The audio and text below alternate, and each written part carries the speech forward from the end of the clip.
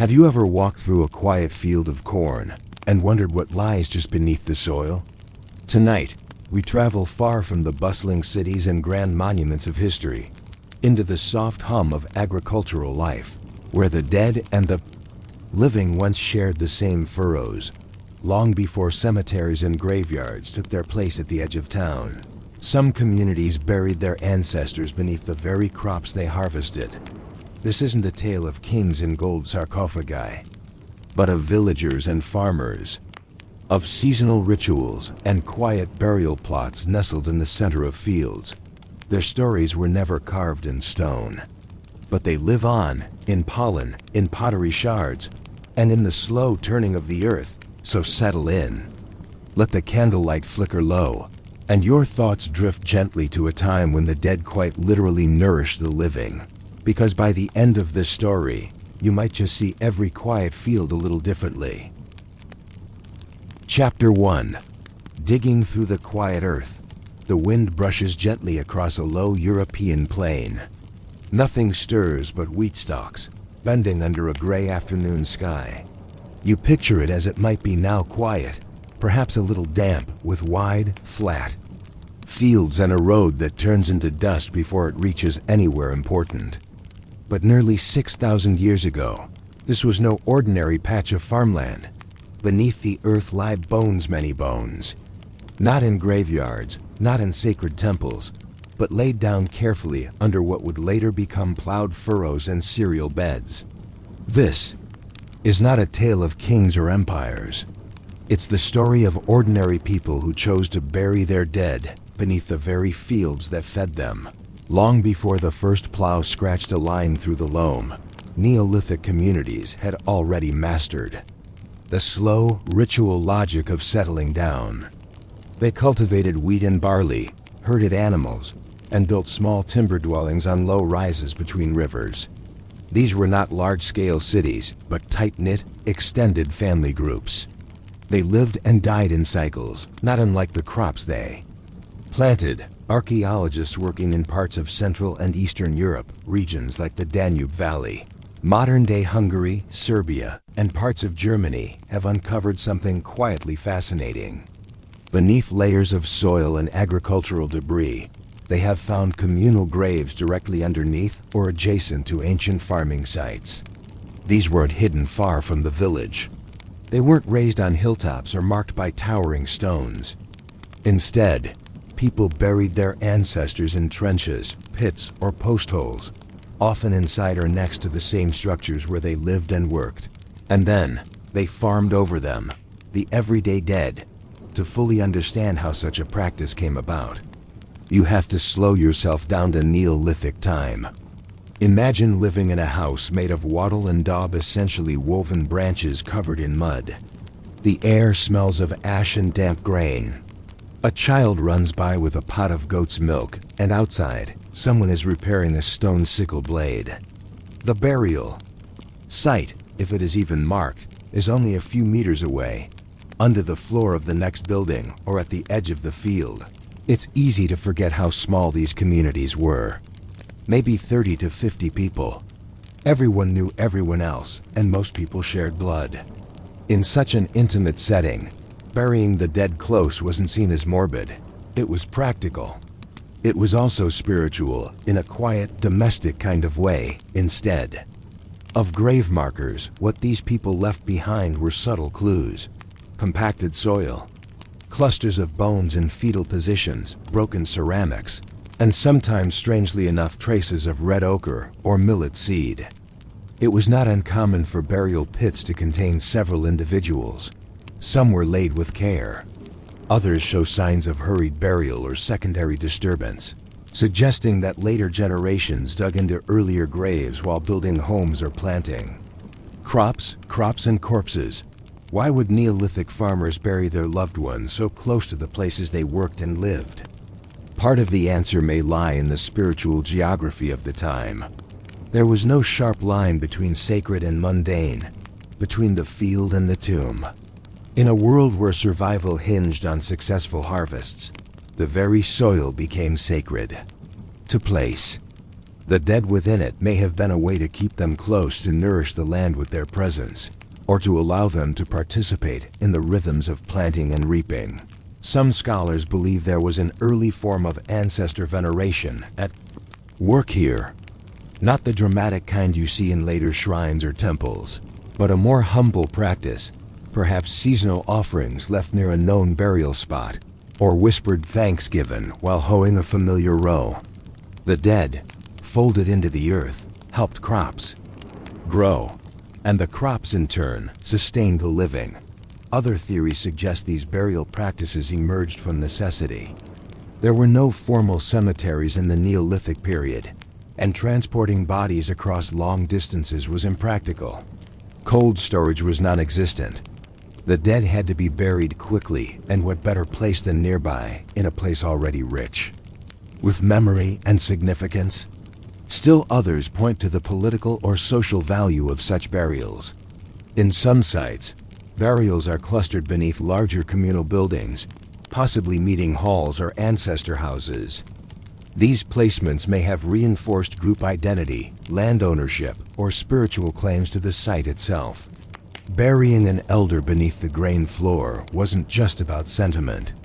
It was about staking a claim to the land and to the harvests it produced, the ghosts beneath our toes. Excavations at sites like Talheim in Germany or Herxheim in the Rhineland reveal the strange intimacy between domestic life and the remains of the dead. In Talheim, one of the more unsettling discoveries included mass graves, entire families buried in shallow pits, some with evidence of violent deaths. Yet even here, farming resumed. Fields were replanted. The land bore wheat again. It's unclear whether later generations always knew they were treading on burial grounds. In some cases, they likely did. In others, the knowledge may have faded like a broken pot handle buried just too deep to find. The field remembers, even when people forget. But even that forgetting becomes part of the pattern. What begins as memory becomes tradition, and tradition eventually becomes landscape. It's not difficult to imagine a farmer centuries later wondering why the far west row always seemed to yield smaller grain, or why the soil there felt soft, more willing to swallow the blade. He wouldn't know that beneath it lay 3 skeletons, folded in on themselves, still part of the story of the land. So as you lie there now, listening to the hum of this slow story, consider the field the quietest of archives. How many footsteps, plows, seeds, and raindrops have passed over these bones? How many generations farmed without knowing what lay beneath the grain? And why of all places did the Neolithic dead so often end up under the barley rows? Chapter 2. The Settled Dead. Why farmers lived on top of their ancestors. We return now to the quiet Neolithic landscape, not the wild forests or dramatic rivers of prehistory, but the gentle, cultivated world of settled farming. Fields, plots, fences made of woven sticks, dogs barking at the edge of the village, children chasing each other with bundles of dry grass. And below it all, tucked quietly into the layers of soil, the bones of the people who came before. By the mid-6th millennium BCE, agriculture had firmly taken root in what's now Central and Southeastern Europe. Farming meant more than food. It brought permanence. It meant staying in one place, perhaps for the first time in human history. And with that permanence came a strange decision, where exactly to bury the dead. You might imagine the first impulse would be distance, perhaps to set aside a quiet hill or glade away from the homes and the fields. But the archaeological record says otherwise. Again and again, we find burial pits directly beneath homes or at the margins of living spaces, beneath the hearth, under the floor, beside the doorway. Why? Home is tomb, tomb is home. The home was more than shelter. It was a spiritual container, a symbol of continuity, a place where generations overlapped. A grandparent might die in the same room where a child was born. In some cases, people were literally buried under the same roof where their descendants slept, and so the house itself became layered with memory. and perhaps even with meaning that was understood as protective or ancestral. When researchers excavate ancient longhouses in Neolithic settlements, particularly those from the linear pottery culture, they find carefully placed burials in the spaces beneath collapsed walls or packed earthen floors. These are not accidental. They were intentional placements, chosen with a logic that might be difficult to grasp now, but made perfect sense to those who lived within these structures. Some burials, particularly those of infants and young children, were placed in ceramic vessels or small pits within houses. Adults were more often buried outside the walls, but still within the domestic perimeter. There is some evidence that bones, once buried, were later disturbed, perhaps as part of ancestor rituals or house rebuildings. In other cases, the entire house was abandoned after a burial, suggesting the dwelling had taken on a kind of finality, ina. This way, houses became tombs and tombs became part of the domestic cycle. To tear down a house was perhaps to disturb not only memories, but the bones of those who gave you life. Fields as ancestral ground, but it wasn't only the house that carried the memory of the dead. The land itself, the open field, the barley row, the fallow corner was also sacred in its own quiet way. As agriculture intensified, burial pits began to appear beyond the domestic core, edging out into the working landscape. In some cases, they marked transitions, the boundary between house and field, or the edges of communal space. In others, they seemed random, simply placed where the body could be buried quickly. At sites like Cataluyuk in Anatolia, slightly older than the European Neolithic sites but still relevant, we find entire sequences of burials beneath houses and platforms. These include multiple generations of family members, buried one atop another, and occasionally, human remains that were removed and reburied. Sometimes only skulls were preserved, placed near hearths or under floors. Was this a form of ancestor, reverence, or simply a cultural understanding of death that merged with the demands of daily life? We don't know for sure. But what is clear is this: the field was not just a field, it was memory, it was spirit, it was continuity. Planting crops over graves may seem eerie now, but it may have felt affirming then. Just as you placed a seed in the soil and waited for it to return as food, so too did you place a loved one in the earth, hoping perhaps they would return not in flesh, but in protection, in growth, in the life of the land itself.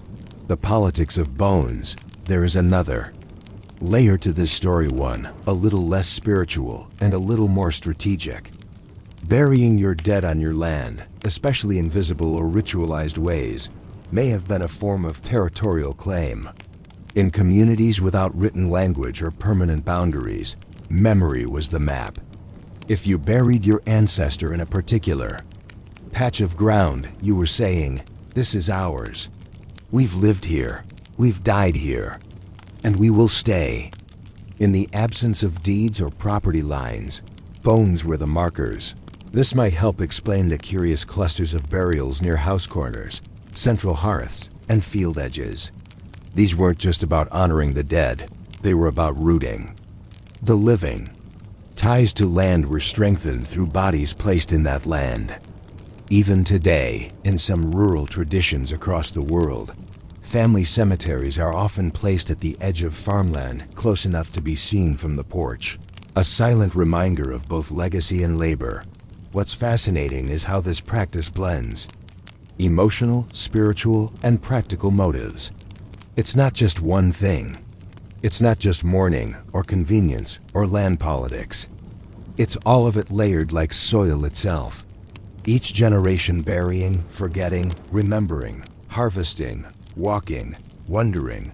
And if you were to walk across that field in, say, 977 AD, or 1377, or 1877, you might never know what lay beneath your feet, but the land would remember. You might trip on an old plowstone, or notice that one patch never grows quite right, or find, buried deep, a strange curve of bone just barely visible in the rain-soaked dirt, and you might ask, How long have people been planting here?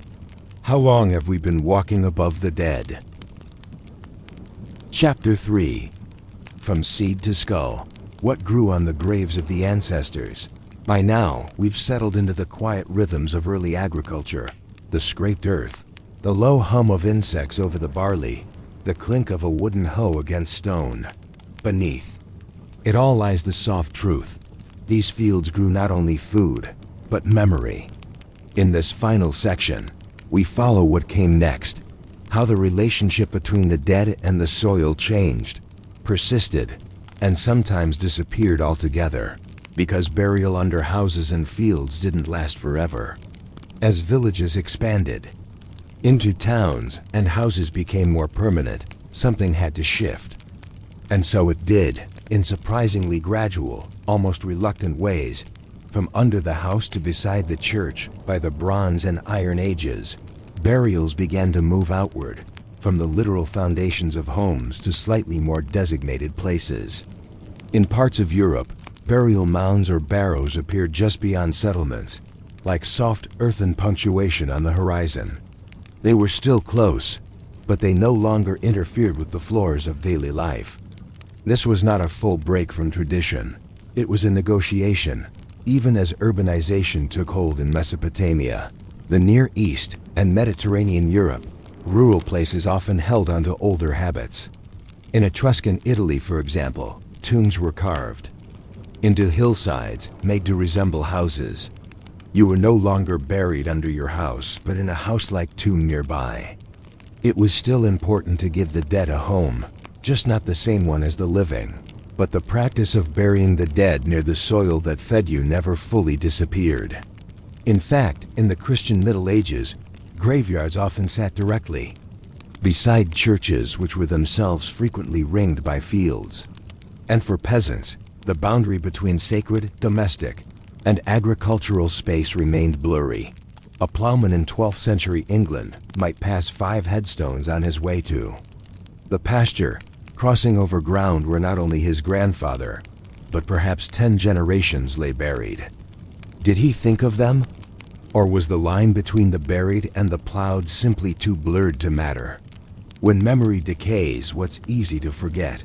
What's always easy to forget is that most of these burials eventually disappeared. Graves beneath floors collapsed, fields were turned under. Weather, erosion, building, conquest, all of it conspired to bury the burials, and so slowly, fields became anonymous again. Even archaeologists today can miss them. Without bones or pottery, or post holes, there's little to show where a person once lay. In some places, carbon isotope testing or ground-penetrating radar reveals the outline of an old graveyard, long plowed over. But more often, there's nothing, just wheat, or maize, or barley bending in the wind. Sometimes, though, the land refuses to forget. There are 19th century reports from Eastern Europe of uneven crops, blamed on the resting dead. In Ukraine, farmers avoided certain hillocks where no plants would grow, claiming they were bones hills. In parts of rural England, fields are still marked with the name barrowfield or church piece, vague to the modern ear, but clues to a time when the line between seed and skull was better understood. And even now, construction crews occasionally dig into fields and find what they weren't expecting: a skull with worn teeth, a jawbone, fragments of a bowl, a human molar half swallowed by a root. There's no panic, just paperwork, a call to the regional archaeologist, perhaps a brief delay in the digging. And then, the past is photographed, labeled, and carefully moved. The land closes over again. Final harvest. So what do we make of it? This long tradition of planting food and planting people in the same soil. Maybe it tells us something simple: that permanence was always an illusion. That the Neolithic farmers who laid their kin beneath their homes were not just building shelter, but history. That each potato you dig, each tomato you plant, might one day sit above someone's forgotten story, not metaphorically, literally, because the earth is always recording. Not in ink, but in loam and shale and pollen and bone. The dead don't always stay beneath stone slabs in churchyards. Sometimes they rust under furrows and irrigation ditches. Sometimes they lie beneath patios and potato fields. And sometimes no one remembers they're there until a spade breaks the surface and the past breathes back through the soil. So if you ever feel strange in a garden or step lightly in a quiet field, it may not be your imagination. Be memory. It may be history beneath your feet, or it may be, simply, the last breath of someone who once planted and harvested and buried, just as you do. And that brings us to the end of tonight's quietly curious story. If you found yourself drifting off somewhere between the wheat fields and the burial pits, well, that's exactly what quite boring sleep is here for.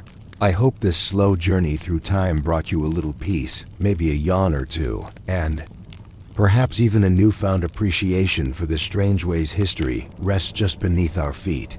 If you'd like more sleepy stories about forgotten objects, quiet people, and the oddly meaningful details of the past, please consider liking this video and subscribing to Quite Boring Sleep. It helps the channel grow gently and lets me keep making more soft-spoken history to snooze to. Until next time, may your sleep be long and your dreams mildly educational. Good night.